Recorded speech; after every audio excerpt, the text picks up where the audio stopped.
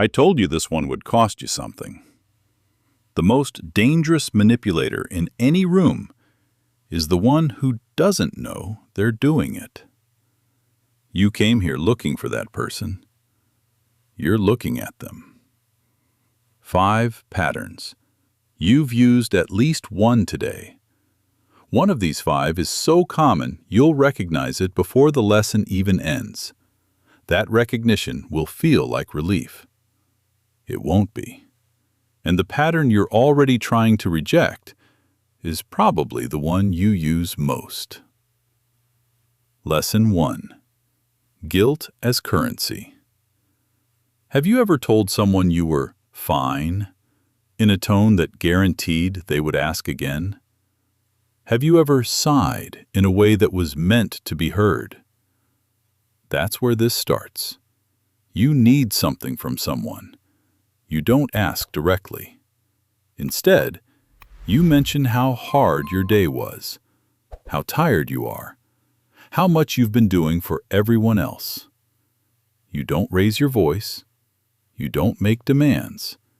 You just set the temperature. That's not asking. That's pricing. You've attached a cost to saying no. A mother tells her son she doesn't want to be a burden. She says she understands if he doesn't visit. She says she's fine. She's used to being alone. He cancels his weekend plans. She didn't ask him to. She didn't have to. She is tired. She is alone. Both of those things are real. But the timing of saying them, right before a holiday, right after he mentioned plans, that timing transforms a feeling into a function. You've done this at work, too. Mentioned how overwhelmed you were, right before someone was about to ask you for help.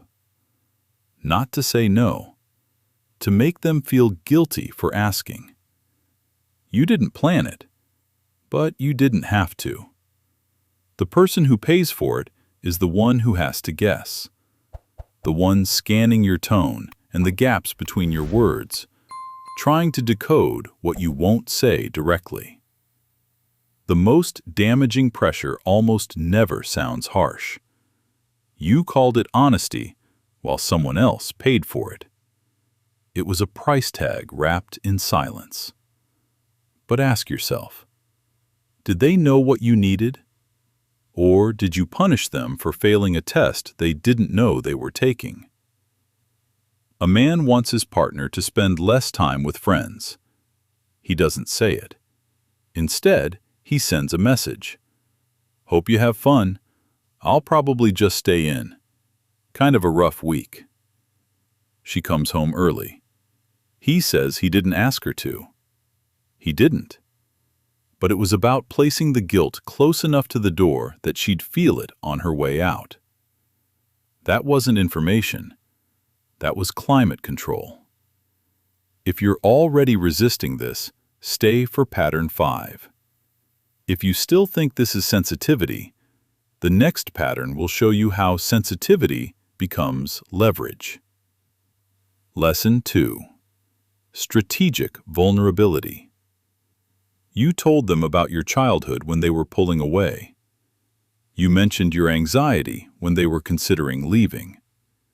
You revealed your deepest insecurity at the exact moment it would make walking away feel like cruelty. Was the timing accidental? The difference between vulnerability and strategic vulnerability is not content. It's timing. A woman shares her deepest insecurity with her partner, not during a quiet moment of connection, but during a fight. Right when he was about to set a boundary, his boundary dissolved. Because how do you hold a line with someone who just showed you a wound? She didn't plan it, but her nervous system did. It learned long ago that showing pain stops punishment. And now it fires automatically whenever someone gets too close to leaving. Have you ever opened up to someone? and later realized it was the only thing that kept them from doing what they were about to do? You did this to someone who tried to leave. It worked, and you did it again. Every time it worked, the pattern got reinforced, and now it runs before you even know it's running. A friend tells you about a terrible day, right after you told her you needed space. Suddenly, the conversation shifts. You're not setting a boundary anymore. You're comforting. And the boundary you came in with, gone. Dissolved into her tears. Real tears. That's the point. Your pain can be real and still be used as a weapon. You cannot fight a wound. If you do this often, people already filter themselves around you, because every time they tried to be honest, you bled. So they stop being real with you, and you mistake their silence for loyalty. It isn't. Lesson 3. The punishment of withdrawal. The third pattern is what most people call maturity. Make sure you're alone for this one. You disappear. Shorter texts. Slower replies. A tone that says everything without saying anything. And when they ask what's wrong, nothing. You're not lying. You genuinely believe nothing is wrong. Because you're not doing anything. You're just less available. Slightly colder. A degree quieter. You call it space. You call it maturity. But on the other side, they are reviewing every conversation from the past 48 hours, looking for what they said, what they forgot, scrolling through messages trying to find the moment they messed up. They can't find it, because you didn't tell them. You've made them responsible for solving a problem they didn't know existed, using evidence they don't have access to. Grey Rock says, I owe you nothing. Withdrawal says, I am withholding what you need until you figure out why.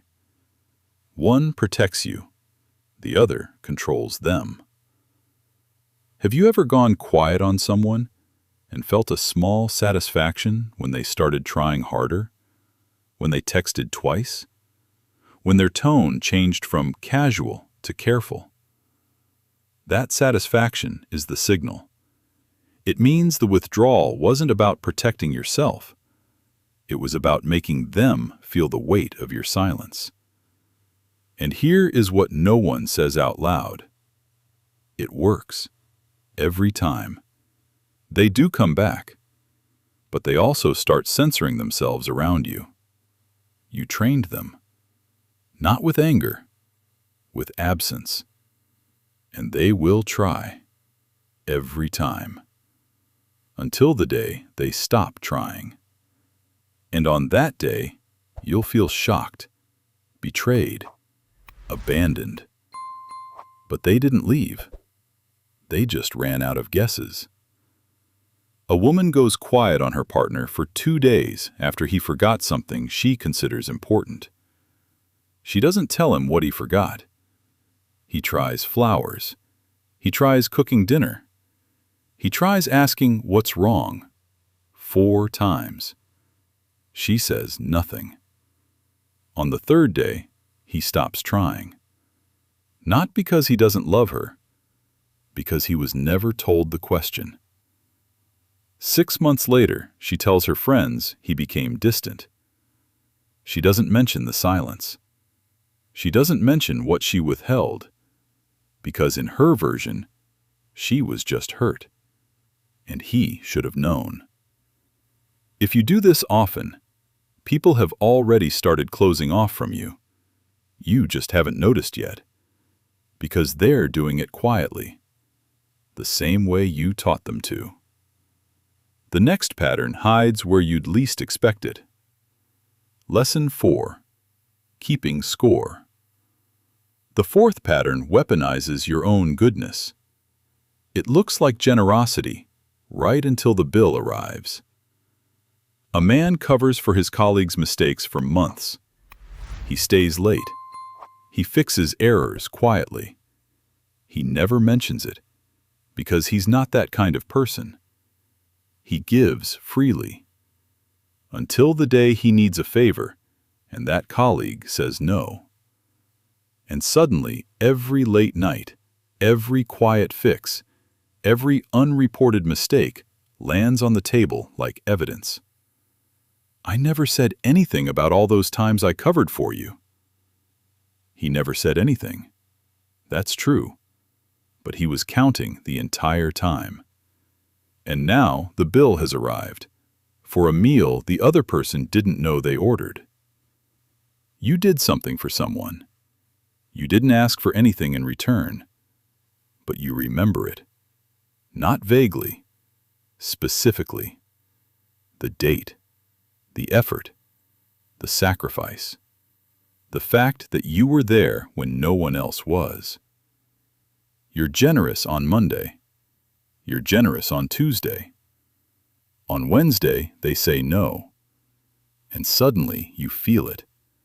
That flash of resentment that arrives like a reflex.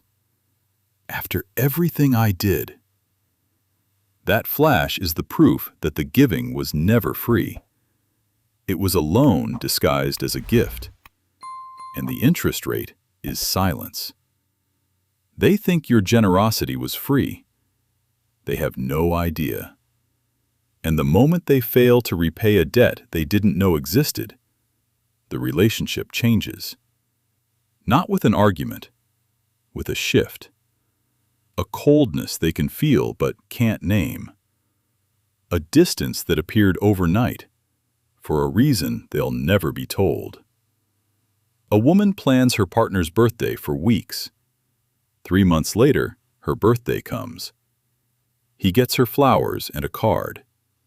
That's it. The ledger opens. She won't say it. She'll just get quieter. And when he asks what's wrong, she'll say nothing. And now 2 patterns are running at once, keeping score and punishing with silence. Together, at the same time. That's how these patterns multiply. Lesson 5 is the one people pause the video for. Lesson 5. The narrative.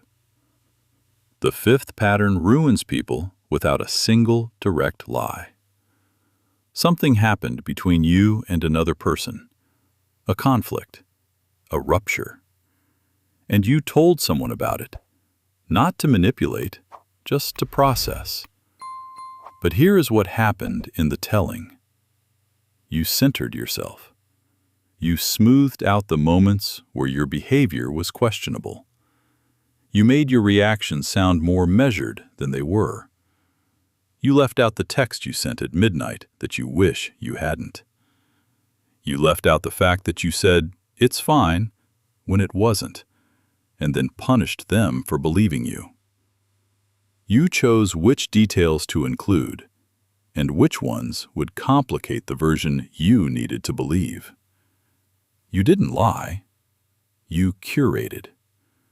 And by the time you finished, it wasn't a story anymore. It was a case.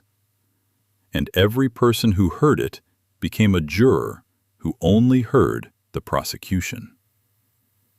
Have you ever told someone about a fight and watched their face shift against the other person and felt relieved? That relief is the tell. You weren't processing. You were building a verdict. A reality where your version is the only version. And once 3 people have heard it, it becomes the truth. Not because it's accurate, because it's the only narrative in circulation. The other person doesn't know this is happening. They are living their life while a verdict is delivered in their absence. You've already told this story to someone. It's already set. A man goes through a breakup. He tells 3 friends. In his version, he tried everything. He was patient. He communicated. He doesn't mention the ultimatum he gave at 1 a.m. He doesn't mention that she asked him to go to therapy and he refused. 3 weeks later, his friends see her at a bar. They don't say hello. She doesn't know why.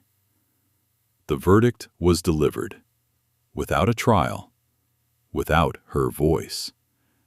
And he genuinely believes he was fair, because by now, the edit is the memory. Once it's set, you start believing your own edit. Defending it becomes more important than understanding what actually happened. You'll reject contradicting evidence. You'll avoid the conversation that might unravel the narrative, because the narrative has become your protection. And the person on the other side, the one you edited out, never gets to present their case. Not to your friends, not to your family, not even to you. This is the most complete form of manipulation, not because it's cruel, but because it's invisible to the person doing it. And the fifth may already have cost someone their reputation.